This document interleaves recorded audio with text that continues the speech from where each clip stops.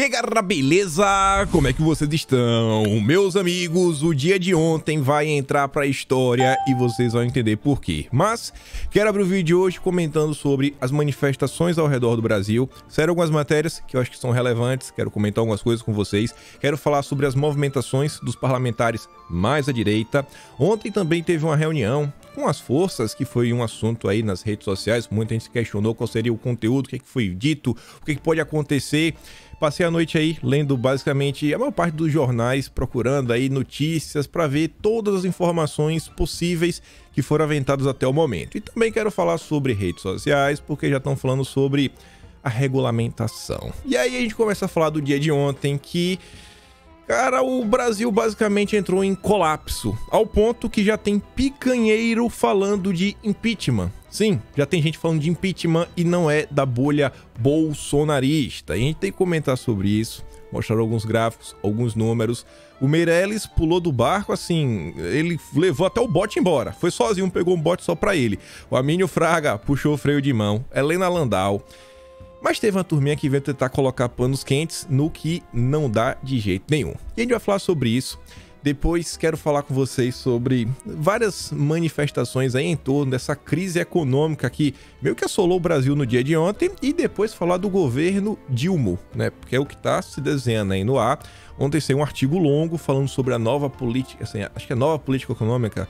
Basicamente foi o que aconteceu durante aí os anos da era Dilma e que preocupa muita gente, e a gente fazer algumas comparações com o governo Bolsonaro. Esse sim tem boas notícias pra gente comentar. Enfim, tem muita coisa pra gente comentar no vídeo de hoje e já vamos começar falando disso daqui. Hoje de manhã, 4 da manhã, a Folha de São Paulo soltou essa nota. Cidades vivem clima de tensão com grupos radicais e boicotes a eleitores de Lula. Radical, né? Só a turma da direita.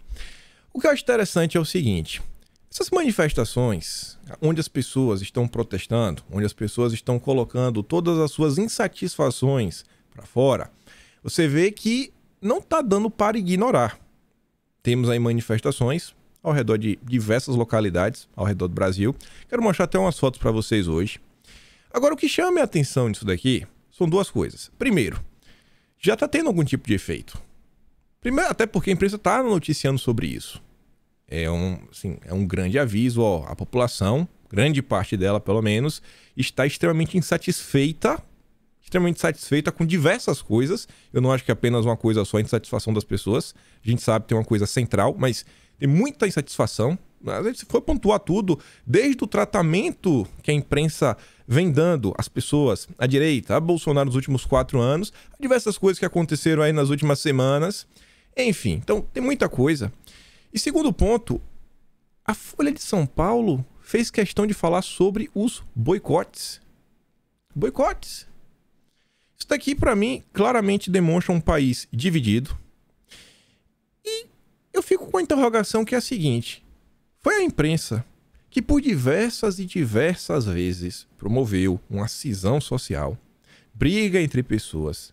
A imprensa que aplaudiu as medidas daquele grupinho lá dos dorminhocos, né? Os gigantes dorminhocos, que falavam que algumas pessoas divulgavam mentiras, isso, aquilo, outro, e elas tinham que ser totalmente desmonetizadas de diversas coisas. E agora essa mesma imprensa se diz assim: nossa, eu estou desesperado, meu Deus, o que é que está acontecendo? O que é que está acontecendo? Você vê como são as coisas. Como o discurso muda da água para o vinho. E a gente vai falar mais da imprensa ao longo do vídeo de hoje. Ontem, o Esperidião Amin, senador, não é bolsonarista. É um cara mais à direita. Sim, mas bolsonarista não dá para falar que ele é. Ele comentou que, juntamente com Eduardo Girão e o Carlos Portinho, tá agora em todas o Portinho, eles protocolaram um requerimento para realizar uma sessão com a turma aí do judiciário para tentar esclarecer algumas coisas, pontuar, etc, né? Tem algumas dúvidas no ar ainda em questões relativas às eleições que tivemos recentemente, tema polêmico, mas vejam como são as coisas. Mais uma vez eu reitero com vocês: os deputados da base, os senadores realmente da base, as pessoas eleitas aí na alçada de Bolsonaro, a maior parte deles às vezes está ali no Twitter, no Instagram, nas redes sociais, demonstrando a sua insatisfação. Você vê que uma turma que eu não esperava realmente muita coisa, está aparecendo aí realmente utilizando o poder de suas canetas. Isso aqui a gente tinha comentado, o tweet que o Heinz fez, e você vê, a coisa acaba virando notícia. Saiu na Jovem Pan, encabeçado por Luiz Carlos Heinz. 14 senadores foram à Procuradoria-Geral da República após a divulgação do relatório, e aí foram cobrados aras. E aí? Vamos aqui, queremos discutir algumas coisas. Então a turma está se movimentando. Então, nesse momento, temos algumas movimentações a nível de legislativo. Tem também um PDL do Lazier Martins para assustar aquela ferramenta que a justiça acabou criando aí durante o pleito. A Bia Kicis também entrou com um pedido desse na Câmara, tem que entrar, tem que ser votado, etc. E grande parte dessas questões, grande parte das coisas que envolvem leis no Brasil, quem realmente tem que trazer para si a questão para resolver é o legislativo. É o legislativo. E ontem tivemos uma reunião. Foi um assunto aí que repercutiu muito ao longo da tarde, ao longo da noite. E eu fui começar a dar uma olhada. O assunto ele começa a pintar aí nas redes, mais ou menos ali 2 horas da tarde. Tinha alguns primeiros comentários falando, urgente, vai ter isso, vai ter aquilo outro. Todo mundo lá que tá aí agora. A Revista Oeste comenta. A nota que realmente causou uma repercussão, que foi a nota que falou aí do tema e que todo mundo começou a compartilhar, foi do Antagonista. A gente vai comentar sobre essa nota em específico. A Revista Oeste fala o seguinte: Bolsonaro convoca generais para a reunião de emergência. O relatório da defesa sobre as urnas e os protestos em frente aos quartéis estão em pauta, segundo aqui a turma da Revista Oeste. Aí diz que Bolsonaro convocou. Aí depois diz que a conversa ocorre desde as 16 horas, segundo o portal Antagonista. O relatório do Ministério da Defesa sobre as questões aí, né, os protestos, estão em pauta. São os assuntos aí que estão sendo discutidos. E aí eu fui realmente, vamos olhar a fonte. Então, né, quem postou primeiro foi o Antagonista, quem trouxe a informação à tona foi a matéria do Cláudio Dantas, coloca, urgente, comandante do Exército, reúne os generais em reunião de emergência. E aí quando eu fui olhar, já estava com correção. Qual seria essa correção? O comandante do Exército, o general Marco Antônio Freire Gomes, convocou a reunião de emergência com todos os generais. A conversa ocorrerá presencial e também de forma remota a partir das 16 horas. Na pauta tem o relatório. Também tem as questões que envolvem os protestos em frente aos quartéis, né? Em seguida está prevista uma conversa de Gomes com o presidente Jair Bolsonaro. E aí o antagonista depois volta, NR. O antagonista atualizou essa nota para corrigir a informação de que a reunião havia sido convocada por Jair Bolsonaro. Lamentamos o erro. Ou seja, não foi uma reunião convocada por Bolsonaro. Não foi o presidente. Quem convocou foi o Marco Antônio Freire Gomes. Essa informação tem uma certa relevância. Tentei atrás mais coisas. Turma da Folha de São Paulo traz mais algumas coisas que inclusive reiteram o que já estava sendo dito. Generais descartam a reunião, a ação contra atos antidemocráticos em frente aos quartéis. O comandante do Exército, o general Freire Gomes, afirmou nesta quinta aos generais da Força que as manifestações, segundo a Folha de São Paulo, são antidemocráticas, não devem ser reprimidas pelos batalhões. Na avaliação da cúpula, os atos são permitidos pela Constituição e, por mais que possam gerar distúrbios nas regiões lá dos militares, não devem ser encerrados por força. Um encontro por videoconferência reuniu cerca de 150 generais da ativa e durou 2 horas, segundo relatos de 4 participantes ouvidos pela Folha de São Paulo.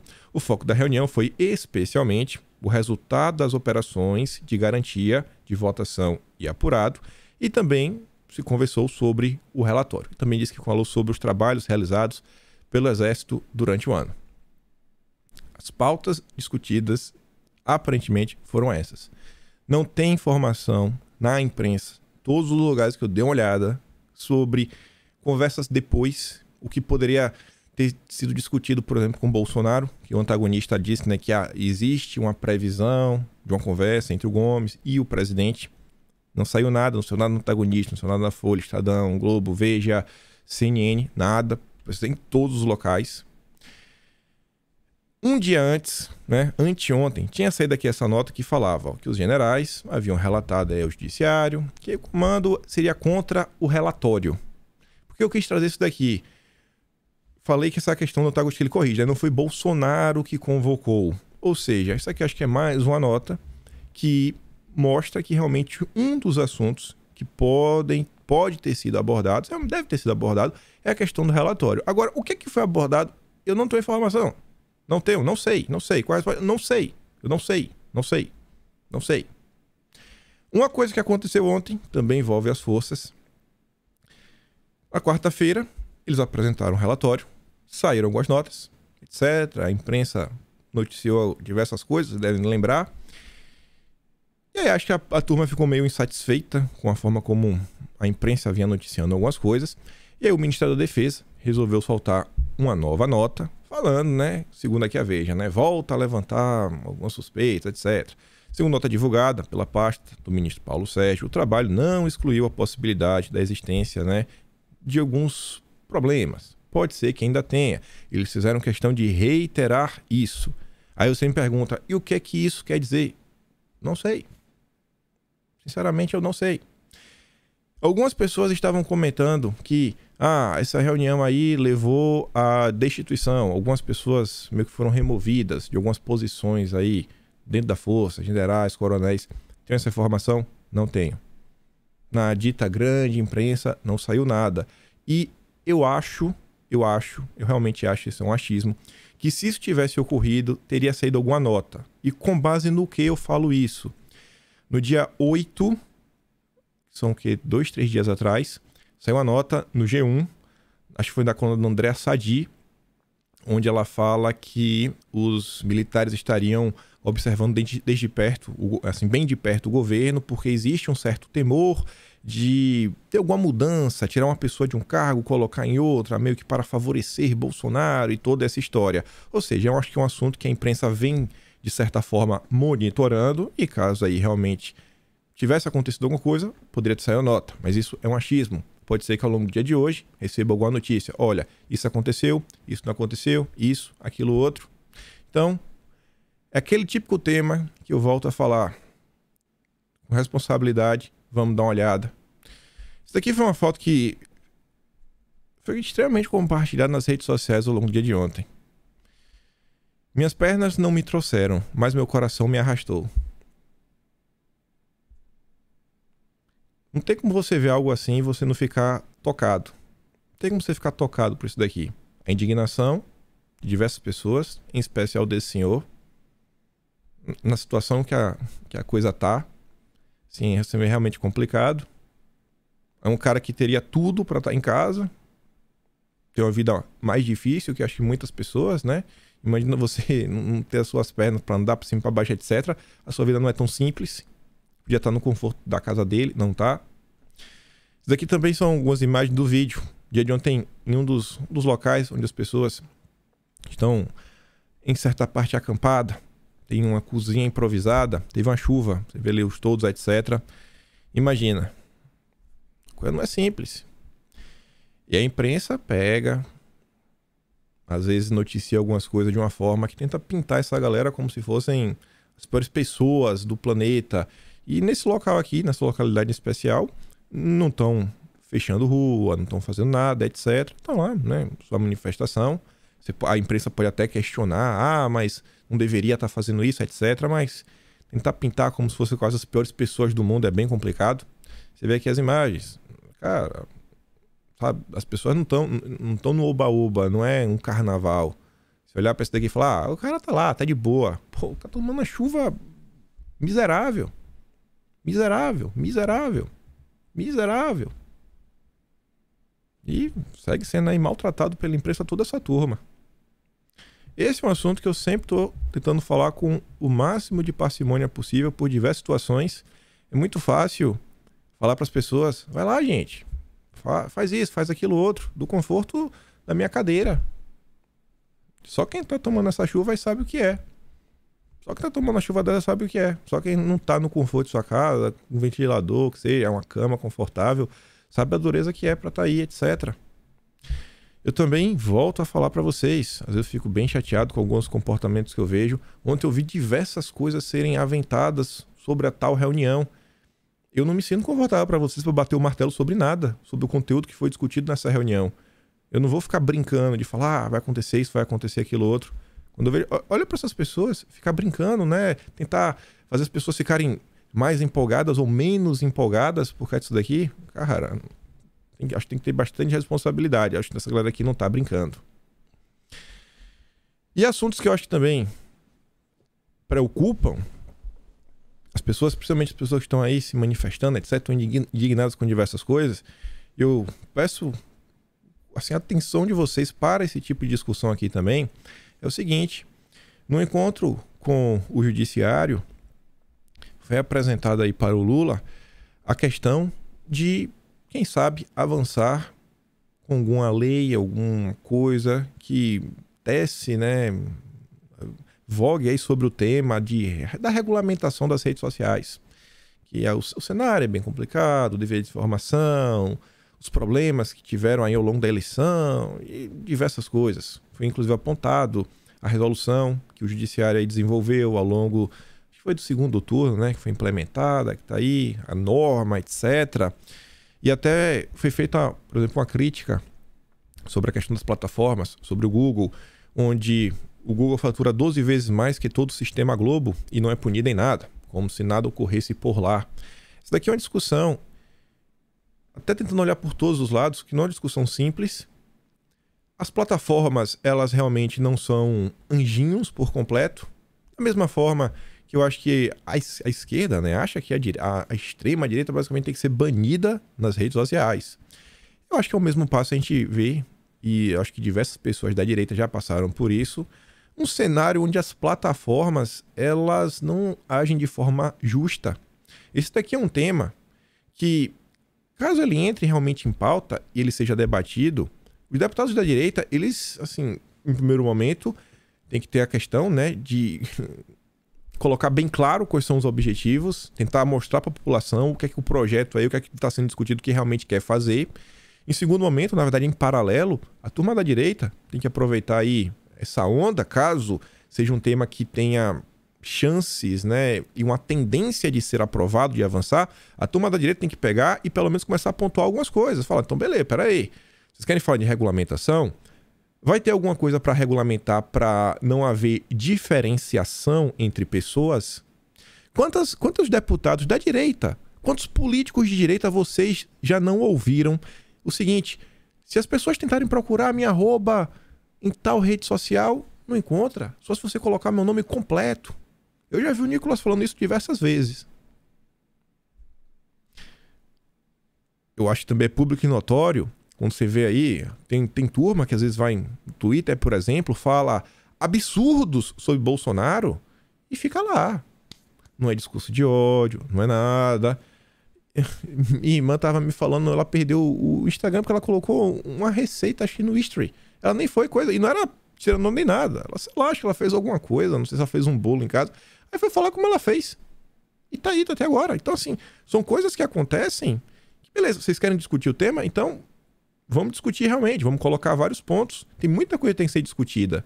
Realmente, as plataformas, a gente percebe que elas podem realmente ter uma tendência, mas eu acho que não é para favorecer a direita. Eu acho que pelo contrário. Então, espero aí que esse aqui não seja um tema que passe batido. Que desde, né, do nascedouro, a turma da direita esteja com os olhos bem abertos, mas bem abertos. E só para fechar aqui sobre redes sociais, e eu vou voltar até a falar das manifestações ao longo do vídeo, Janones é convidado para falar sobre janonismo cultural no exterior. E o consórcio bate palma para isso. Precisa explicar? Janones é autoexplicativo. Mas tudo bem. Vamos falar sobre o dia de ontem. Gente do céu, os picanheiros foram a loucura. Eu tô começando a falar até de impeachment, gente pulando do barquinho, gente da esquerda falando que é uma irresponsabilidade o que tá acontecendo. E vejam só, a gastança já começou. Segundo aqui a rádio RCN. Em Brasília, Lula opta por novo hotel de luxo, cuja diária da suíte presidencial custa R$ 6.550. Mas não disse se o Lula ficou nessa, né? Diz que tem lá uma hospedagem, etc. Realmente acho que vale a pena olhar. Mas Perguntas à parte, né? Vale a pena dar um bizu. O dia ontem começa com a notícia que quebra um ciclo. Inflação volta a subir após 3 meses de queda no Brasil. Governo Bolsonaro, deflação, mês sim, mês também. Agora já está se falando da volta da inflação. Eu acho que isso daqui não é aleatório. Vamos dar uma olhada. Ainda de manhã, sairiam notícias que poderiam ser repostadas à noite, que iriam encaixar no dia de ontem. Essa notícia é sobre anteontem. O dia já começava com Lauro Jardim falando: a Faria Lima exala mau humor com Lula. Não foi o dia de ontem, foi anteontem. A Faria Lima foi dormir ontem com mau humor com Lula. A causa mais evidente foi a entrevista coletiva dada por Lula no início da noite em Brasília. Nela, entre outras coisas, disse o seguinte: a gente comentou isso aqui no vídeo de ontem. E aí que realmente vem as notícias reais. Ontem, a Bolsa de Valores despencou. O dólar cresceu de uma forma que não crescia desde 2016. O bicho pegou. Num ponto que nem a turma da CNN conseguiu passar pano. Escuta aqui, né, a turminha da CNN. Dá uma olhada, cadê? Putz, eu tenho que dar pausa no vídeo que eu não baixei. Ah, não, se bem que tá conectado à internet, vai dar certo. Vamos lá. Aí. O presidente eleito Luiz Inácio Lula da Silva visitou hoje pela primeira vez a sede da equipe de transição no Centro Cultural Banco do Brasil, na capital. É porque o vídeo tem 35 MB. Tá conectado no Wi-Fi, mas tá devagar. Deixa eu dar uma pausa e voltar. Aí vocês não ficam com delay. Pronto. Luiz Inácio Lula da Silva visitou hoje pela primeira vez a sede da equipe de transição no Centro Cultural Banco do Brasil, na capital federal.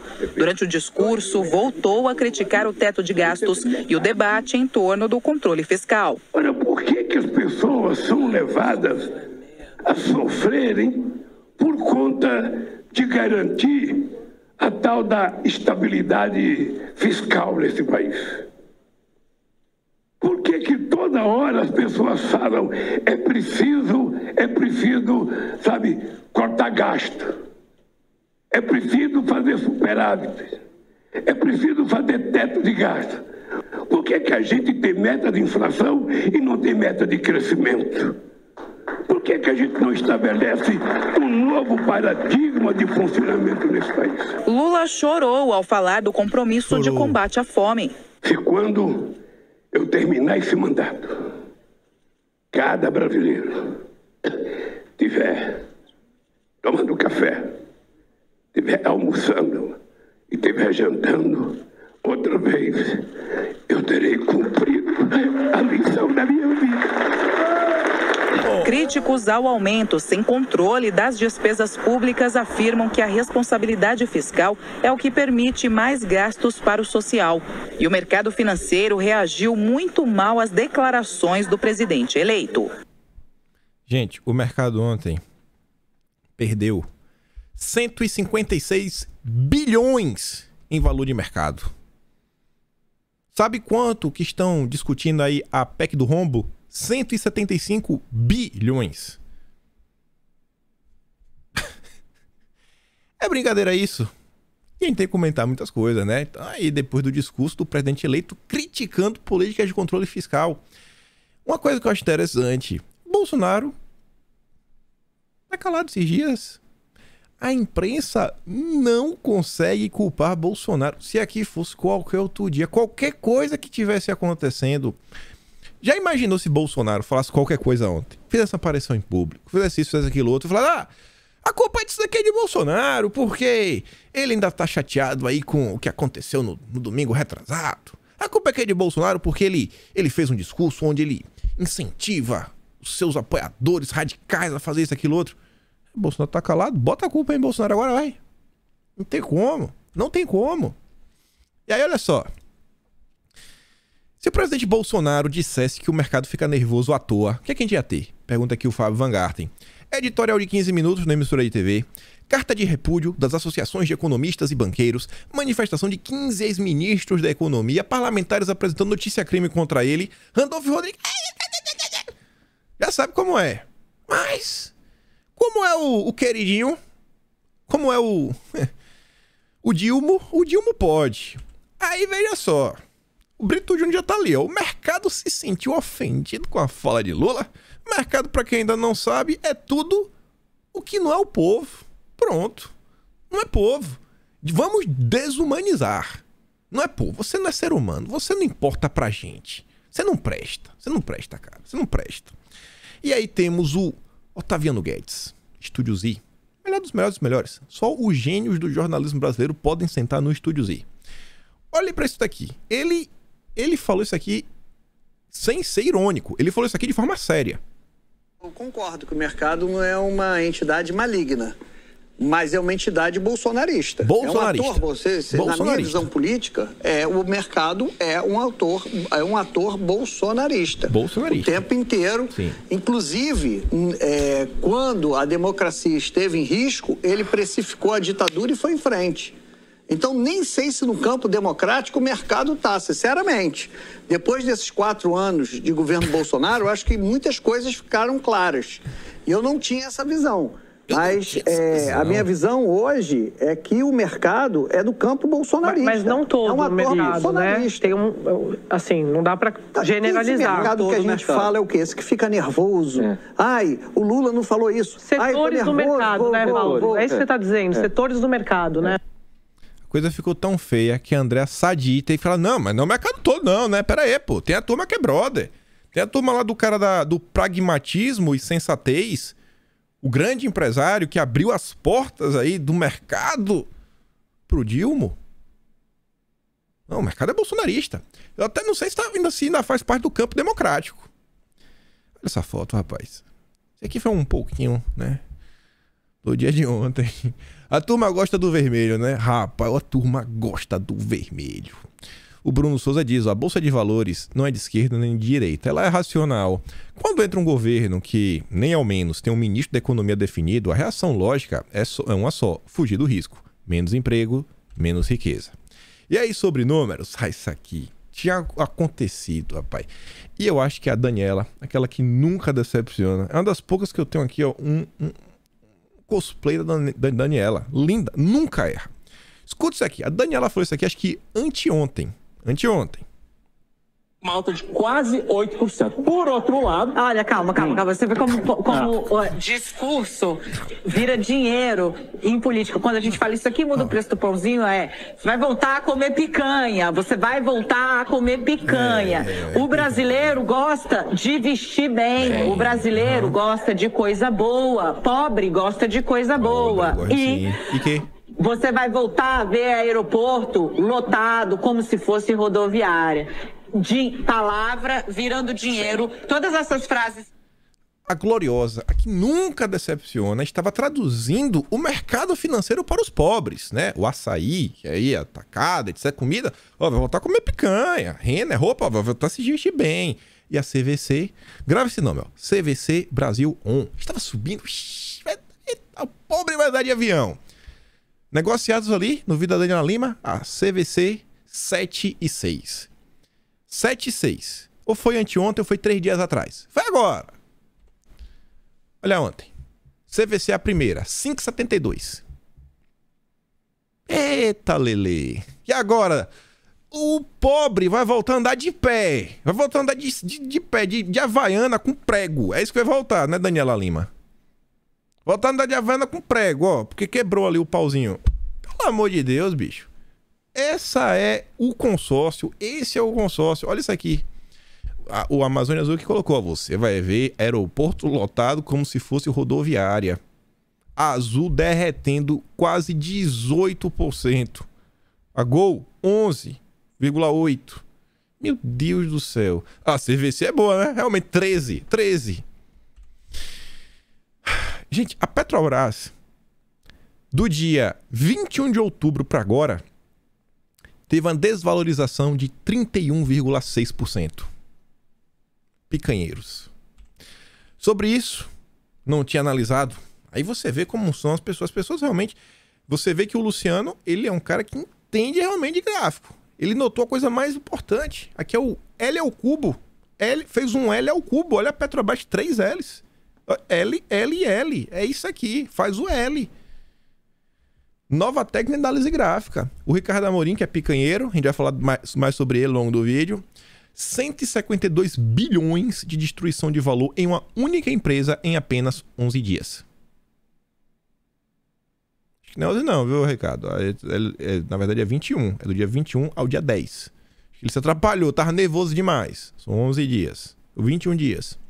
Ah, mas essas oscilações de mercado são só especulações. Não tem nada a ver com o mundo real. Você viu que o Facebook demitiu 11 mil pessoas ontem?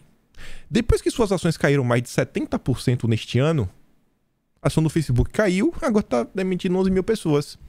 Nada a ver com o mundo real? Meu filho, Lula, até você indicar os ministros, ainda dará tempo de reverter o desastre. Depois já era. Isso daqui é um gráfico. Você fala assim, meu Deus, eu não entendo nada, eu sou ruim de matemática. Te explico, de forma simples e descomplicada. A altura significa o seguinte, ó. Aqui, vou riscar algumas linhas. Aqui seria o 0. Até que tá melhor, mais ou menos minha linha. Aqui é o 0. Significa que nem subiu nem desceu.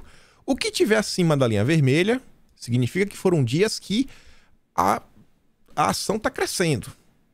O que tiver abaixo da linha vermelha é porque tá derretendo. Aqui embaixo, ó, 2002, foi a eleição do Lula. Onde tá? Bate aqui mais ou menos 11%. É mais ou menos o que foi agora. O Boa Sorte Day. Você entendeu por que do Boa Sorte? A crise do subprime que quebrou o mundo em 2008 bateu aqui, ó, 10%. O Joesley Day, esse aqui foi realmente assim, acho que o maior da história do Brasil, passou de 15%, bateu uns 17,5% quase. A pandemia bateu aqui, ó. E teve o dia de ontem. Pra você entender. Evento histórico. Evento histórico. E não conseguiram culpar Bolsonaro, né? Aí vamos botar a culpa no mercado que é bolsonarista. Faz o L, campeão. Champs. Dono da Natura diz que votou em Lula. Anteontem, Naturico reverte lucro e tem prejuízo de 560 milhões no terceiro trimestre. Tinha tido lucro ano passado, no mesmo período, 273, e agora um prejuízo de 560. Isso aqui saiu ontem, 7 da noite. Queda de 70% nas ações e prejuízo de 2 bilhões. O que acontece com a Natura? Será que a culpa é de Bolsonaro? É muita democracia, muita democracia. E o pior é que a Natura SG, as pessoas até dizem, né, que a população se importa tanto com produtos SG na hora de fazer suas compras. E vamos começar a falar dos picanheiros, porque... Tô começando. Aqui não é do impeachment ainda não. Chico Graziano diz, ó, bateu arrependimento naqueles economistas que apoiaram o Lula acreditando em seu respeito à economia capitalista. Lula é um puro populista. O maior da história do Brasil. Dane-se para ele a responsabilidade fiscal. Nunca mais se esqueçam que o PT foi contra o Plano Real. O Chico é picanheiro. Lá vem o Ricardo Amorim mais uma vez. Esse aqui tava caladinho ao longo da eleição. O incrível poder de um futuro presidente de empobrecer em um dia a população de seu país. Ainda antes de tomar posse, só expressando ignorância econômica. Após falas de Lula contra a estabilidade fiscal, Bolsa Brasileira perdeu cerca de, não foi 100, foram 156 bilhões de valor de mercado hoje, segundo a informação da CNN. Aí temos aqui, antes e depois, a Helena Landau declara voto em Lula. Brasil não pode ser pária no mundo. E aqui temos a Helena Landau ontem, lembrando que o valor é do Grupo Globo. Discurso de Lula desmoraliza a transição e a ideia de coalizão, diz Helena Landau. É um discurso de PT pelo PT que ignora os apoios recebidos, afirmou o economista que elaborou o programa da ex-candidata Simone Tebet. A Helena Landau deu uma entrevista para a CNN e responsabilidade fiscal que Lula propôs hoje, quem paga é o pobre. Abre aspas para Helena. Toda a experiência brasileira mostra que toda vez que tem responsabilidade fiscal, quem sofre é o pobre. É ele quem paga pela inflação, pelo desemprego, pelos juros elevados. Existe esse mito de que o mercado é que domina essa discussão. O mercado atua em nome de inúmeros poupadores de todo tipo de renda. Mas segundo o Estúdios e Globo News, o mercado é bolsonarista. Não sei nem se tá no campo democrático. As pessoas tinham um pouco de esperança de ter um Lula de 2003, um Lula pragmático, entendendo a importância da questão fiscal para se atingir a responsabilidade social. O que vimos foi um discurso populista, um discurso onde traz o monopólio da virtude para a esquerda. No Twitter, ela trancou a conta, mas a gente conseguimos os prints. Questões internacionais, que é algo que me diz ter afetado o mercado brasileiro, deve ser o fato que os Estados Unidos subiu muito e aí a Bovespa precisou fazer média. Que piada! Já estão tentando procurar uma causa no mundo para falar que não é o Dilma, não foi o Dilma, não foi o discurso do Dilma, foi o mundo que impactou no Brasil. Pessoal tão acostumado com o estelionato eleitoral que acha que o discurso do Lula hoje é mentirinha. Será que é mentirinha? No planejamento, Antônio Lacerda, Guido Mantega, Esther Delk, e vocês estão reclamando do meu pessimismo. E quem estava preocupado com Helena Landau, rapaz, devia ter ficado quieto que viu o Meirelles. O Meirelles chutou o pau da barraca. Meirelles deseja sorte a investidores e diz que Lula dilmou. Ex-presidente do Banco Central, dos dois mandatos do Lula, né? O Meirelles deve estar puto, que não foi convidado. Afirmou em evento promovido pelo BTG para clientes do banco que o presidente eleito estava sem falar sobre economia para não desagradar. Hoje começou a falar. Aí ele começou a sinalizar uma direção a Dilma. Meirelles chegou a ser cotado para ocupar a fazenda do novo ministério, criticou as falas de Lula nesta manhã a parlamentares e apoiadores. Abre aspas, estou pessimista, não tenha dúvidas. Só posso dizer uma coisa a todos vocês. Boa sorte. É o Dilma, faz o L de Meirelles. Maílson da Nóbrega, economista do Sarney. Lula assusta o mercado com um discurso irresponsável. Tinha uma toda do Meirelles que eu não sei porque não veio aqui na sequência. Armínio Fraga, também picanheiro. Em resposta a Lula, estabilidade fiscal beneficia os pobres. Todo mundo tentando se descolar. Estabilidade fiscal significa menos incerteza e juros mais baixos, o que gera mais investimento e mais crescimento. Simples assim. E mais a campanha de transparência aumenta a chance de os recursos beneficiarem os mais pobres. O descontrole fiscal contribui também para a volta da inflação. Outra vez, quem perde são os mais pobres. Mas tem a turma, vai passar um paninho. Vê o Abílio Diniz, ele pede calma, né? As coisas vão se enquadrar. Vão, Abílio? Acho que não, viu? Simone Tebet, essa não precisa nem explicar. É preciso o ministro da Economia para explicar, diz Tebet sobre fala de Lula. Simone procurou amenizar as falas de Lula, levando para o campo da verborragia política. Lula estava falando para os seus. Nossa, que lindo. Já imaginou se fosse Bolsonaro? A Simone Tebet com certeza seria uma das que estaria falando em pedido de impeachment, crime de responsabilidade, CPI. Mas, não, ele só tá falando para os seus, né? Vamos amenizar. Gleisi Hoffmann. Lula não vai atender o mimimi do mercado. É mimimi. Mimimi. Vamos aqui ouvir o mimimi, ó. Pra ele o mercado é muito sensível, rapaz. Muito sensível. O mercado fica nervoso à toa. Eu nunca vi um mercado tão sensível como o nosso. É engraçado que esse mercado não ficou nervoso com 4 anos do Bolsonaro. Ele não ficou nervoso com 4 anos de Bolsonaro. Não ficou nervoso. Não ficou nervoso. Felipe Fonteles, jogador de vôlei, campeão olímpico. Baixar preço da gasolina e imposto de mais de 4 mil itens. Imbecil irresponsável. Como assim vai abaixar a arrecadação? Bolsonaro! Impeachment! Publicamente anunciar que está nem aí para a responsabilidade fiscal. Pode dar problema, né? Mas não é o fim do mundo. Ele sabe o que faz. Vamos ter paciência. Ele tá falando só para os seus. Vocês se merecem.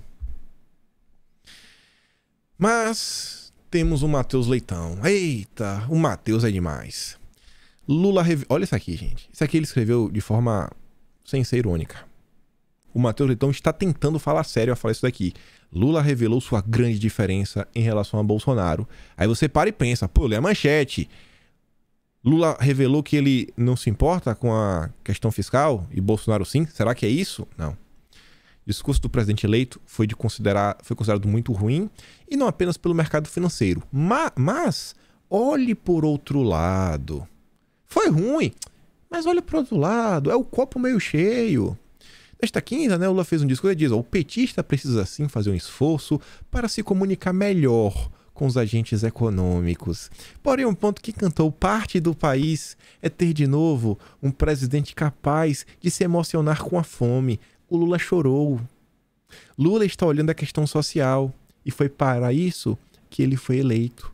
No entanto, o petista precisa ser mais claro na definição de como lidar com a equação econômica. O equilíbrio de Lula é o quê? É fazer uma definição do caminho para a política econômica, mas também manter a capacidade de se emocionar com o sofrimento alheio. Namastê. O choro de Lula é um choque de realidade. Sim. Infelizmente, o Brasil tem milhões de pessoas que não têm como se alimentar todos os dias. Os economistas saberão encontrar soluções técnicas para as contas públicas que não impliquem abandonar esse projeto civilizatório de acabar com a fome. O que não tem solução alguma é um presidente como Bolsonaro. Bolsonaro que não desconhece o problema, é um negacionista crônico, não tem solidariedade. Essa é a diferença entre Lula e Bolsonaro. Namastê. Um chora pelo problema e outro nega que o problema exista. O que vocês preferem? Esse é o consórcio. Esse é o consórcio. Quer uma nota que representa o que é o consórcio? Folha de São Paulo. Colunistas nomeados para transição deixam de escrever para a Folha. Menos mal deixaram, né? As pessoas que escreviam na Folha de São Paulo estão agora na equipe de transição. Essa é a isenção da Folha de São Paulo. Esse é o consórcio. Esse é o consórcio. Prazer. Consórcio. Esse bate-papo aqui é engraçado. Esse Breno é a esquerda. Aqui, aquele raivoso. O Davi fala o seguinte, ó, mais uma vitória. O que me acaba de anunciar a Esther, né? Que transição, planejamento, orçamento. Aí o Breno fala, meu Deus, eu vou ir pra Argentina me ambientar com a inflação de 100%. O que é que tá acontecendo nesse país? Cara de esquerda. Aí vem outro cara de esquerda também. Bom, mesmo era o dólar alto e a Petrobras enfiando reajuste no nosso bumbum, sem que ninguém fizesse nada, né? Como se fosse culpa de Bolsonaro, né? O petróleo tá subindo no mundo todo. Aí tá botando reajuste da gente. Ué, mas é a paridade internacional, é a política de Estado. Agora eu entendo porque as pessoas são capazes de aceitar um crápula como Bolsonaro. A esquerda não tem 1% de racionalidade e quer destruir, sabe, todo mundo do país. Agora eu entendo o antipetismo. É para não ter uma inflação de 100% por ano. O Breno é um cara de esquerda. Ele tá falando, meu Deus do céu, a galera da esquerda não pensa, não raciocina. Aí vem lá, né? O Bolsonaro só queria acabar com a classe média e os pobres. Aí era bom, né? Aí o Breno disse, sim, pelo menos consegui sobreviver 4 anos. Agora não tenho a previsão de ter mais um país vivo. Pior escolha que fiz foi dar meu voto ao 13, achando que se importava com as pessoas. Aí o cara diz, ó, muitos sobreviveram aos trancos e barrancos, na mais absoluta e cruel incerteza do amanhã. E quem fez o fecha tudo foi quem, hein? Aí o Breno volta. Na gestão Lula, até eu votei nele. Acho que vai piorar. Na campanha, todo mundo prometia um Lula moderado. Agora, tá parecendo uma mistura de PSOL com PCB. Então, tu preferia mais 4 anos de Paulo Guedes? Sim. Pela andar da carruagem, eu preferia 4 anos de Guedes. E o mesmo Breno, isso aqui é um boato. Mas o cara tá tão pessimista que já tá compartilhando um boato. Que o Pércio Arida pode sair da equipe de transição. E vamos falar do Dilma. Ontem saiu um artigo bem grande, né? Nova matriz econômica. Eu falei, nova política econômica. Eu falei, mas é NME. Aquela coisa da Dilma. Cristiano Romero. O cara fez questão de colocar que é jornalista desde 1990, formado pela UNB, que trabalha na Valor desde a fundação. Lula quer reeditar nova matriz econômica. Isso aqui eu acho interessante entenderem. Isso aqui não é uma coisa que está muito claro na minha cabeça. Isso aqui até diz respeito porque a Dilma foi impeachmentada no passado. E é o seguinte, ó. Lula indicou que no 3º mandato faria um governo além do PT, né? Isso na época da campanha. Só que agora, no período de transição, Lula evidencia que na área econômica pretende adotar políticas da chamada nova matriz econômica. O possível retorno da NME, dado como certo, segundo afiançaram fontes próximas do presidente eleito, então vai ter, contradiz também a composição feita por Lula de campanha. A aliança com Alckmin foi o fato mais marcante da vitoriosa campanha do petista. O ex-governador de São Paulo sempre foi visto como gestor austero, incapaz de colocar em risco o equilíbrio fiscal. E agora o bicho está pegando. A nova matriz, eu vou chamar só de matriz, né? A nova matriz foi o conjunto de medidas que começaram a ser adotadas no segundo semestre de 2011. Quem era o cara que estava lá com a Dilma na época? Era o Guido Mantega, que agora está na equipe de transição. E aí fala, né, que a nova matriz ela vem para derrubar o arcabouço econômico que funcionava desde 99. A gente tinha uma matriz, a gente tinha um caminho que a gente seguia umas diretrizes, e aí tudo mudou na era Dilma, que é o seguinte, ó, o arcabouço, também chamado de tripé de política econômica, compreende a combinação de 3 objetivos.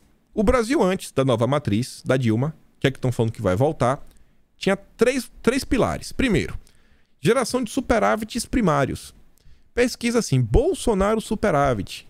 Tu vai ver a quantidade de notícia que vai aparecer. Notícia positiva, viu? Conceito de cálculo das contas públicas, que não inclui despesa com juros, para estabilizar no primeiro momento, depois reduzir a despesa com juros da dívida pública. Segundo, combate à inflação por meio de regimes de metas, cujo principal instrumento é a calibragem pelo Banco Central da taxa básica de juros, a Selic. E o terceiro, o regime de câmbio flutuantes, que desobriga o Banco Central a atuar no mercado para fixar a cotação do dólar. O dólar sobe, desce, etc. Esse era o tripé. E aí mudou para a nova matriz. O principal objetivo desse arcabouço é reduzir a inflação no curto prazo e assegurar a estabilidade de preços no longo prazo. 2 dos 3 aspectos do tripé estão sob a alçada do Banco Central, que hoje é independente. Ocorre que tanto a taxa de juros quanto a cotação do dólar são determinadas, em grande medida, pelos impactos da política fiscal. E esta é definida pelo governo eleito. A nova matriz quebrou o equilíbrio do tripé. O Banco Central, lá atrás, operado numa espécie de autonomia informal, começou a sofrer interferência direta, interferência indireta da Presidência da República, do Ministério da Fazenda. Será que era o Guido Mantega, que está na equipe de transição? Espero que não. Além disso, num dado momento, o Banco Central, pressionado politicamente, começou a atuar no mercado para desvalorizar o real perante o dólar. Começar a jogar o real lá embaixo, de propósito. E por quê? Por que aumentar o valor do dólar? O objetivo não revelado publicamente era aumentar a competitividade da indústria nacional de 2 formas. Primeiro, encarecendo os produtos importados e favorecendo os exportadores. Uma vez que o real mais fraco em relação ao dólar diminui o valor real dos salários dos trabalhadores. Você vai comprar um iPhone, você vai comprar um computador, você vai comprar qualquer coisa importado e tá mais caro. Você tem que comprar no Brasil. Então, o seu poder de compra, ó, é desse tamanho. Foi isso que começou a acontecer. E é que o cara do valor falar que possivelmente vai ser repetido agora, no governo da Dilma III. No primeiro ano de vigência, a nova matriz, a política fiscal foi mantida. Só que nos anos seguintes, né, eu percebi que a nova matriz não estava batendo nas metas, nos objetivos, que estimular o aumento do investimento privado, consequentemente a taxa de crescimento da economia. A equipe econômica recorreu à elevação drástica dos gastos públicos por meio de 3 iniciativas. A redução sem autorização prévia do Congresso do superávit primário. Mas depois corte de imposto, concessão, endividamento da União, de subsídios financeiros e créditos ao setor privado e à Petrobras. Foi mais uma tentativa também fracassada de induzir o setor privado a investir. Só que começou a tomar medidas sem o aval do Congresso. Como metas de superávit primário estavam previstas na LDO, que na lei, o governo não poderia simplesmente descumpri-las, sob pena da presidente responder ações de crime de responsabilidade. E aqui começou a ser desenhado o impeachment. Para lidar com a situação, no primeiro momento, o governo adotou o que ficou conhecido como contabilidade criativa. Basicamente, esta consistiu na troca de ativos financeiros entre bancos estatais, de forma que, no fim, o resultado contábil das contas públicas ficava dentro do que determinava a LDO. É um monte de maluquice para maquiar os números. Linguagem do povo. Vamos maquiar aqui os números. A manobra foi logo identificada pela imprensa, teve consequência permanente na relação entre o mercado financeiro e o setor público. O mercado passou a não acreditar mais nos números oficiais. Imagina, você não sabe agora se a coisa está indo bem, está indo mal. Você não acredita mais. Você não tem mais fé no governo. Em 2013, diante do fracasso da nova matriz, em vez de recuar, a Dilma dobrou a meta. Ela era especialista nisso. Desmoralizada a contabilidade criativa, partiu novamente sem informar a sociedade para o uso do expediente batizado de pedalada fiscal. Grosso modo, o Tesouro começou a atrasar repasses de verbas a instituições federais destinadas pela lei de orçamento ao pagamento de programas federais. Então, se você não paga, fica que você tem mais dinheiro, né? Igual o banco. Você não paga, tem aqui um monte de dinheiro antes de pagar os boletos. Depois que paga aí, rapaz, é complicado. A Constituição veta o uso de bancos oficiais para financiar a União. A razão é simples, a da explicativa. Nem as pedaladas foram usadas pela oposição como motivo técnico para aprovar impeachment de Dilma, ocorrido em maio de 2016 na Câmara e confirmado em agosto pelo Senado. Olha só, estamos falando de um artigo. Hoje é dia 11 dos 11. 11 dos 11. O segundo turno terminou dia 30. Já temos um artigo no Valor do Globo falando sobre a nova matriz econômica, como isso destruiu o país, como isso levou ao impeachment da Dilma e como isso daqui possivelmente vai ser repetido. Né? A política, não está falando do impeachment, mas já está falando de um artigo sobre impeachment. É isso aqui dos picanheiros? Não, isso aqui é só um, tem mais. A nova matriz foi adotada no momento em que o Brasil se distinguia favoravelmente de seus pares no mundo desenvolvido. Levou o país a crescer abaixo da média dos países desenvolvidos e da média mundial, fato que desmonta a tese de que o crescimento diminuiu por causa da suposta crise. Não foi. O Brasil quebrou mesmo por incapacidade de gestão lá da turma da Dilma. As mudanças feitas no arcabouço da política econômica resultaram na primeira queda acentuada de confiança de empresários e consumidores da economia. Por essa razão, empresas cortaram investimentos planejados durante o período de bonança vivido entre 2004 e 2010. Para resumir, essa nova política obrigou o Tesouro a se endividar, a dívida pública aumentou em 20 pontos, interrupção, desde 2015, do processo de distribuição de renda. Não dizem que se importam com os mais pobres? Essa política levou a interrupção da distribuição de renda. Aumento do número de desempregados para 14 milhões. Queda de 10% em termos reais do PIB per capita. Realmente, um empobrecimento. Perda em 2015 do selo de bom pagador da dívida. Você lembra que a gente comentou no vídeo ontem? Negócio de dinheiro para pagar banco. Dado por classificação de risco e elevação da inflação média anual. Ou seja, o pobre se deu mal. Esta piora das condições financeiras é imediata. Tá falando do que está acontecendo agora. E esse discurso é imediata e pode se piorar, e pode piorar se o presidente eleito estiver convicto do que está fazendo. Quando o real perde valor face ao dólar, brasileiros tornam-se mais pobres, não apenas em relação ao mundo, mas também dentro do país, porque os preços dos produtos importados aumentam. A gasolina também aumenta, e tudo aumenta, até o nacional. A queda da bolsa prejudica as empresas, uma vez que reduz seu valor no mercado e, portanto, sua capacidade de obter crédito para bancar investimentos. Por fim, quando os juros do contrato negociados no mercado sobe, os bancos corrigem imediatamente as taxas cobradas agora de cidadãos e empresa. Você quer pegar um empréstimo para o seu carro, para sua casa? Vai estar mais caro. Juros futuros disparam após o discurso de Lula. Olha antes e depois. Governo Bolsonaro, picanheiros.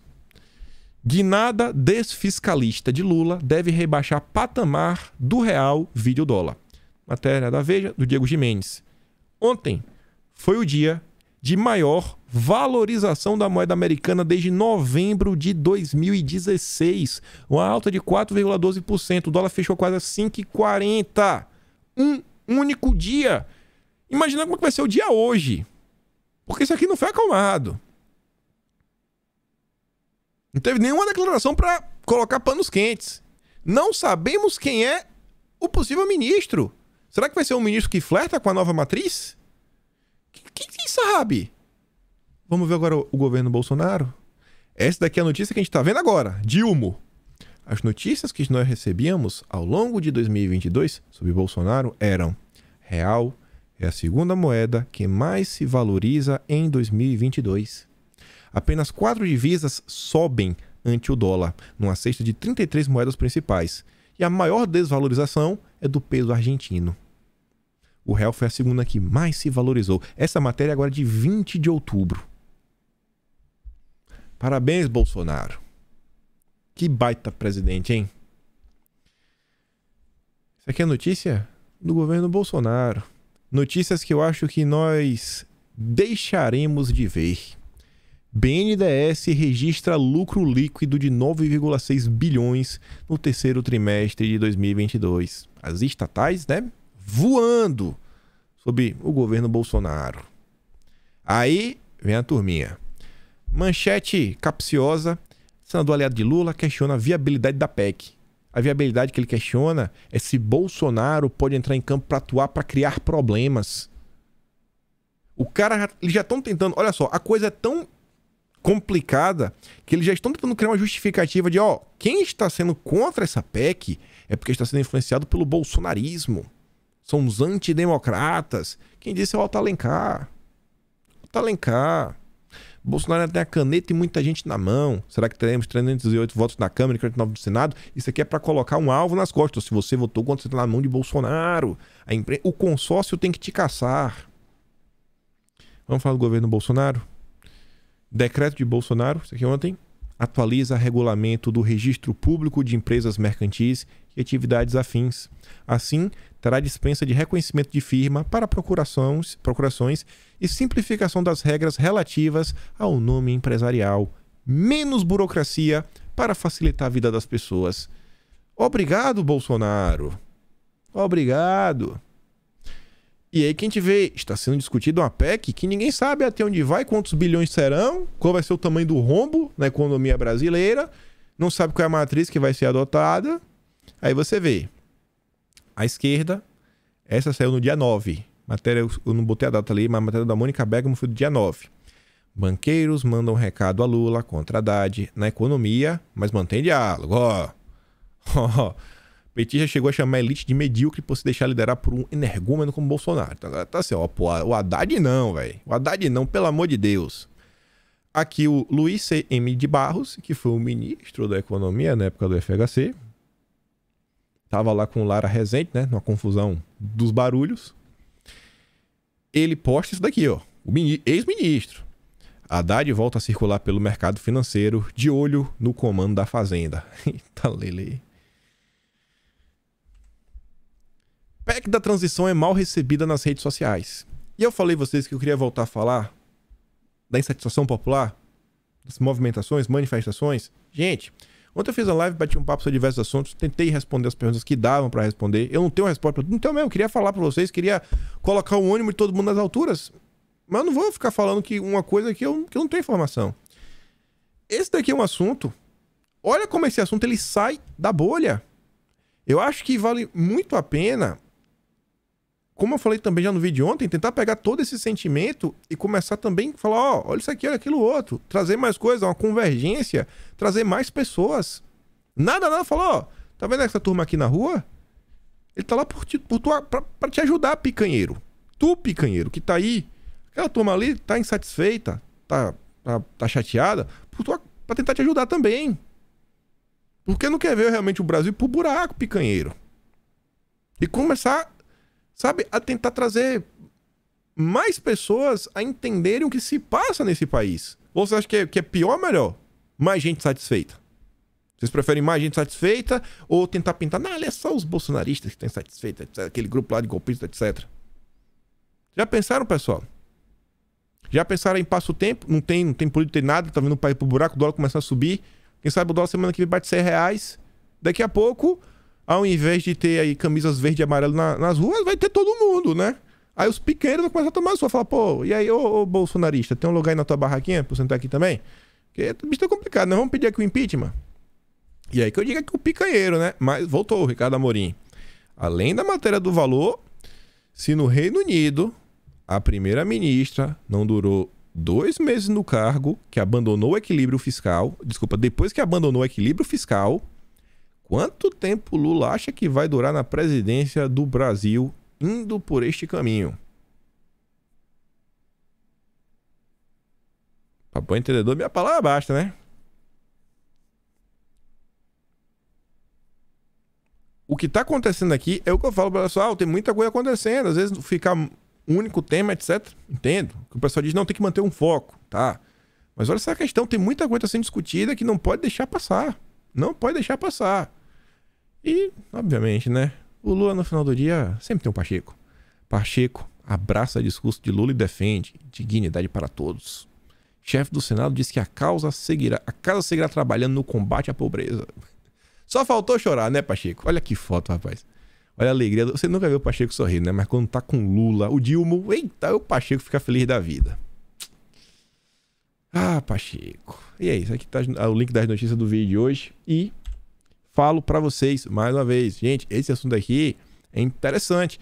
Eu vou valendo que esses isentões, os picanheiros, que já estão preocupados com essa questão econômica, que estão botando a mão na cabeça, puxando os cabelos, eu garanto que eles não estão por dentro, por exemplo, da PEC do rombo.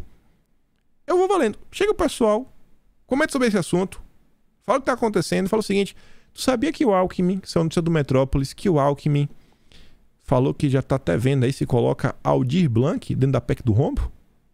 Não era só por causa da pobreza? Não era só por causa do Brasil, né? Isso, aquilo, outro. Vai botar o Aldir Blanc também? É isso, picanheiro. E aí, pra onde vai nosso Brasil? Vai pro buraco? Vai ter picanha? Nada, começa a aparecer uma galera e fala, tá meio complicado. Tá meio complicado. Olha o que aqui diz, ó. No Twitter, 42% das postagens que citam termos Lula e PEC foram negativas. A meta dá pra dobrar essa meta, né? 84%. E é isso. Os vídeos que eu dei aqui ao longo do vídeo, mando lá no Telegram. No mais é isso, gosto do meu trabalho, posso estar no mesmo canal, botão de valeu, peito na descrição, como sempre. Hoje tem notícia de quinta, meio-dia 34, lá no Quinto Elemento, primeiro link na descrição. Hoje também estarei no Pânico, a partir de 1 hora, se eu não estou enganado. E no mais é isso, gente. Aquele grande beijo, abraço, tamo juntos. Valeu, meus amigos. Fui!